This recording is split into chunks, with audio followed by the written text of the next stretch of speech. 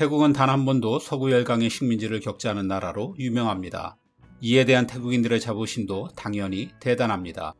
태국은 국명을 두고 시암과 타이를 오가다가 1949년 타이로 확정해 오늘에 이르고 있습니다. 타이는 태국어로 자유를 뜻하며 태국명 프라테타이 혹은 영어명 타일랜드는 모두 자유의 땅이라는 뜻입니다.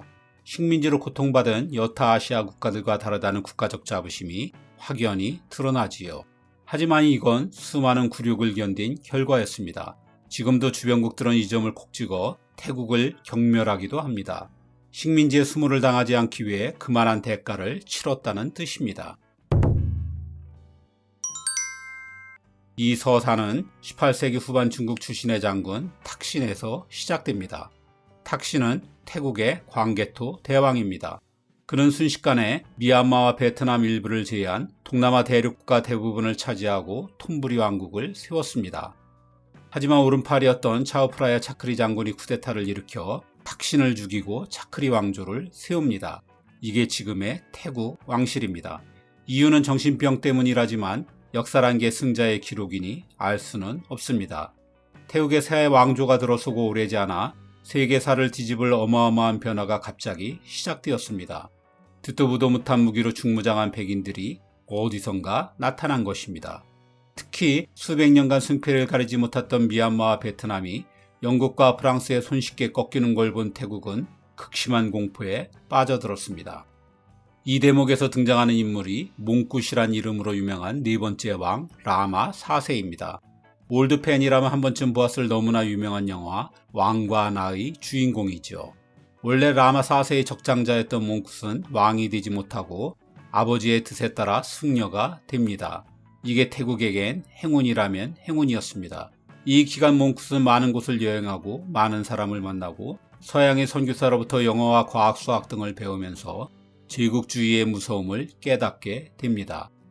47세의 뒤늦은 나이에 왕위에 오른 몽굿은 유럽 열강과의 전쟁은커녕 무력 개입의 빌미를 아예 주지 않는다는 확고한 대외 방침을 세웠습니다. 이를 대나무 외교라고 했습니다. 바람이 불면 부러지지 않도록 휘어지되 실리를 챙긴다는 것입니다. 이는 오늘날까지 이어진 태국 외교의 기본입니다. 그 방침대로 몽굿은 영국이 내민 보링 조약에 사인했습니다. 자유무역항과 특별관세, 치해법권 등 영국이 원하는 모든 걸 들어주는 명백한 불평등 조약이었습니다. 그 태국은 프랑스, 미국, 독일과도 연달아 유사한 조약을 맺었습니다. 그때마다 대신들의 반대에도 몽굿은 이것만이 태국이 살 길이라며 밀어붙였습니다. 몽굿은 영어를 쓰며 직접 각국의 외교관들을 술 대접하는 일도 마다하지 않았습니다. 이 정도로 끝났다면 몽굿의 대나무의 외교는 허울 뿐 불효 외교에 지나지 않았을 것입니다. 몽굿은 한 발 더 나아가 조약을 맺은 각 나라의 인재들을 정부 요직에 앉혔습니다. 80여 명의 유럽 전문가들에게 군, 경찰, 세관, 항만 등을 맡겨 선진 제도를 도입하고자 했던 거죠. 한편으론 서구 열강들끼리 서로 견제하도록 하는 일석이조의 영리한 방안이기도 했습니다. 그러면서 국내적으로는 근대화에 나서 철도를 건설하고 처음으로 학교를 세우기도 했습니다. 태국은 영국처럼 자동차가 좌측 통행하는데 이것도 이때부터 시작되었습니다. 몽굿 왕은 자녀들의 영어 교육을 위해 한 영국 여성을 가정교사로 채용했는데 이 경험담이 후에 영화 왕과 나가 되었습니다. 몽굿이 시작한 태국의 대나무 외교는 아들 라마 5세에게로 고스란히 이어졌습니다. 하지만 제국주의의 욕심이 경제 개방으로 끝날 리 없습니다. 머지않아 이들은 영토까지 요구하기 시작했습니다. 프랑스는 함대를 동원해 방콕의 왕궁으로 함포를 정주준한 채 라오스를 달라고 노골적으로 윽박지르기도 했습니다. 이렇게 되어 태국은 영국과 프랑스가 요구할 때마다 미얀마와 캄보디아, 라오스와 베트남 땅을 떼어주기 시작했습니다. 광개토 대왕인 탁신이 일궈놓은 땅을 모두 잃게 되었죠. 그게 태국 영토의 절반이나 되었으니 독립의 대가로는 상당히 컸습니다. 태국은 유연한 외교정책의 승리라고 자유하지만 사실 살점을 떼어내 본토를 지킨 셈입니다.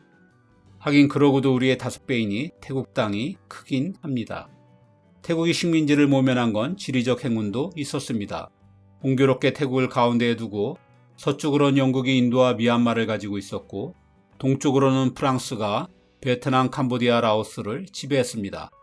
영국보다 한 발 늦게 식민지 쟁탈전에 뛰어든 프랑스는 특히 동남아를 집요하게 공략했습니다.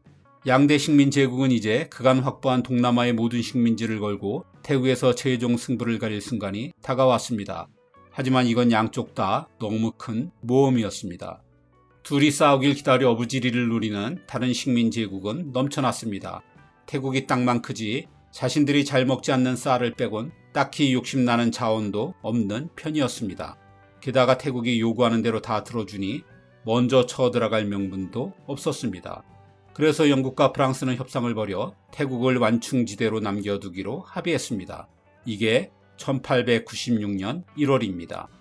태국에서 가장 위대한 왕으로 추앙받는 라마 4세와 라마 5세가 그 오랜 굴종을 인내한 끝에 태국의 독립이 확정된 것입니다. 그런데 이걸로 태국의 위기가 끝이 아니었습니다. 2차 세계대전 때는 생각지도 못한 일본이 들어왔습니다. 일본은 태국에 미얀마와 말레이시아에 있는 영국을 칠 테니 길을 빌려달라고 요구해 왔습니다. 어디서 많이 들어본 얘기죠? 1592년 임진왜란 때 명을 칠 테니 조선에 길을 빌려달라고 했던 거와 같은 방식입니다. 이때도 태국은 일본의 요구를 순순히 들어주었습니다. 일본과 동맹을 맺고 미국과 영국에 선전포고를 한 다음 태국의 모든 도로와 철도, 군사 시설을 이용할 수 있도록 했습니다. 일본이 영국군 포로를 동원해 미얀마와 태국을 잇는 철도를 건설하는 영화 콰이강의 다리가 바로 이때를 배경으로 한 것이죠. 하지만 태국은 일본이 영국과의 전쟁에서 밀리자 태세를 전환해 돌연 일본을 공격하기 시작했습니다. 이 덕에 태국은 졸지에 2차 대전 후 전범국이 아닌 승전국이 되어 여러 특혜를 누렸습니다. 태국의 배신에 치를던 영국과 프랑스에겐 잽싸게 배상금을 물어 화를 달랬죠. 그리고 미국에겐 한국전쟁에 군을 파견하는 것으로 사과를 대신했습니다. 이런 아슬아슬한 줄타기로 태국은 동남아에서 유일하게 독립을 유지하게 되었습니다. 전쟁을 피하고 근대화에 일찍 나선 덕에 동남아의 지역강국으로 계속 발전할 수도 있었죠. 그래서 일각에선 태국의 바람 부는 대로 휘어지는 실용적인 외교를 칭송하기도 합니다. 하지만 식민지국에 맞섰던 주변국들의 시선은 당연히 곱지 않습니다. 태국의 실상이 식민지와 다를 것도 없었고 간에 붙었다 쓸개에 붙었다 하니 박쥐에 불과하다는 거죠. 특히 오랜 앙숙관계인 미얀마인 태국이 나라를 팔아먹었다고 조롱합니다. 이게 태국의 발작 버튼이라는 걸 잘 아는 거죠. 그럴 때마다 태국이 발끈하는 걸 보면 식민지를 피하려 영토를 내어준 걸 내심 무척 자존심 상해하는구나 싶습니다.